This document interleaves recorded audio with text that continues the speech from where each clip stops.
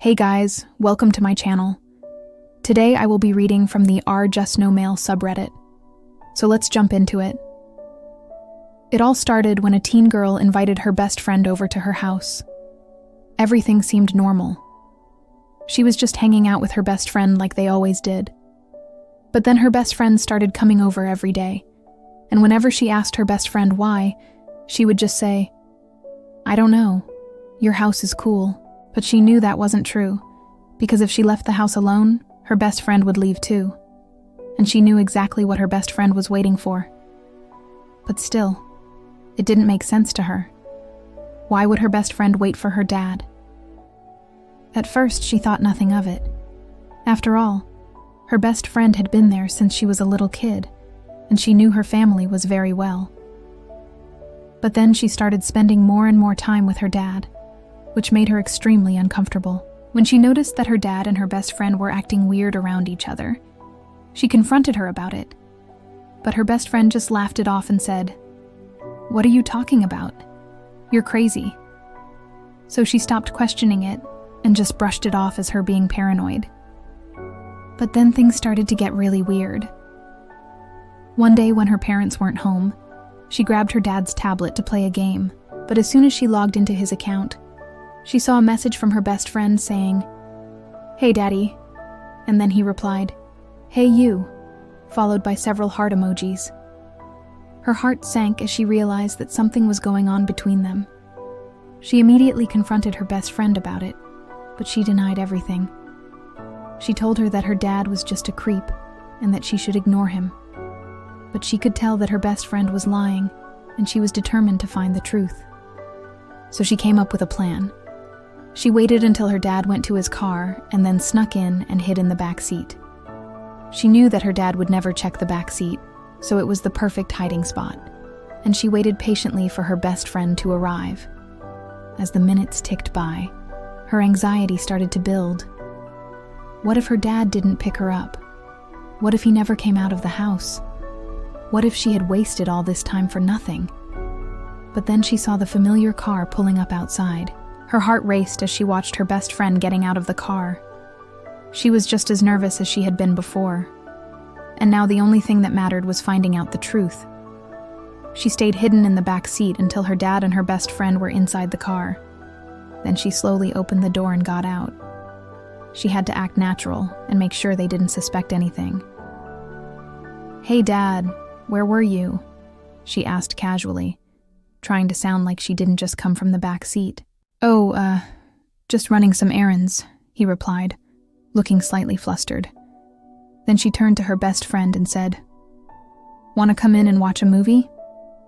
"Sure," she replied, smiling sweetly. As soon as they stepped inside, she went straight to the living room and turned on the TV. She couldn't believe what she was about to do, but she needed answers. And she knew that her dad wouldn't talk to her about this unless she took drastic measures. "Dad, I need to talk to you," she said seriously. He looked at her, surprised by her sudden change in demeanor. "What's wrong, honey?"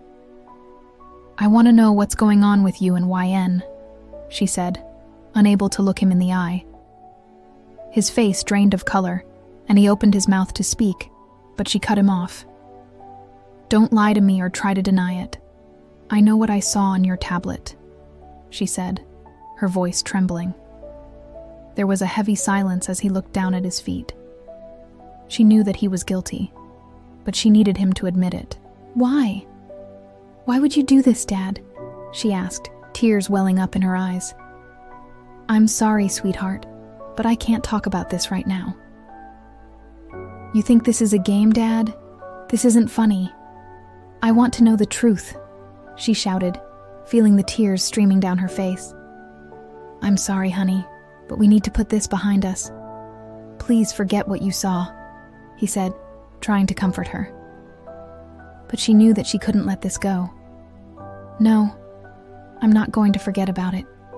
I want to know what's going on," she said, standing up and facing him. He stood up too and took a step towards her, but she backed away. "Don't come any closer. Don't lie to me anymore. Just tell me the truth," she said, her voice shaking. He sighed and ran a hand through his hair. "Okay, honey, I'm sorry, but I'm not going to talk about this with you. Now go to your room and stay there until I call you," he said, turning away from her. She knew that he wasn't going to tell her the truth, so she did the only thing she could think of. She ran to her mom's room and threw herself onto her bed, sobbing uncontrollably.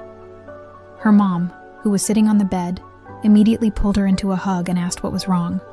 She told her mom everything that had happened, including what she had seen on her dad's tablet. Her mom listened patiently, her face growing colder and colder as she heard her daughter's story. "Don't worry, sweetheart. I'll take care of this," she said, hugging her tightly. She knew that she couldn't keep this a secret anymore. She had to tell someone, and she knew that her husband would never admit to what he had done. "I need to call the police," she said, her voice shaking. He looked at her in disbelief. "Are you serious?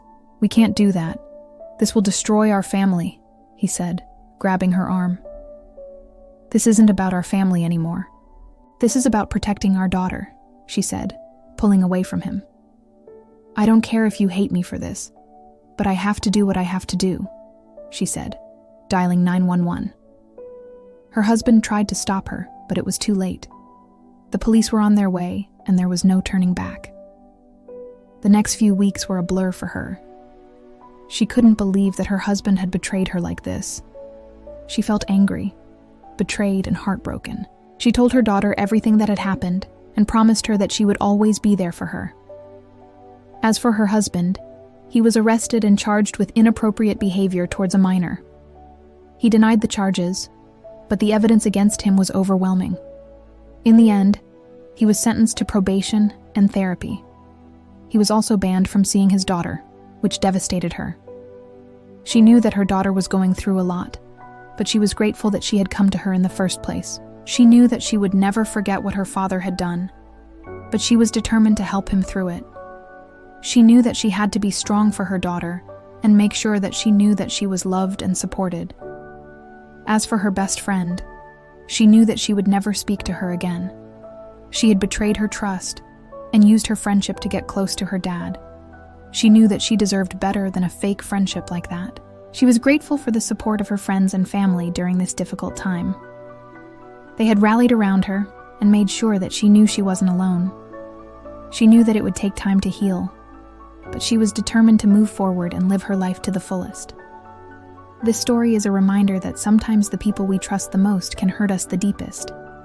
It's important to be aware of the warning signs and to take steps to protect ourselves. It's also a reminder that we are not alone and that there is help available if we need it. Thank you for listening. If you liked this story, please hit the like button and subscribe for more real-life dramas. See you next time.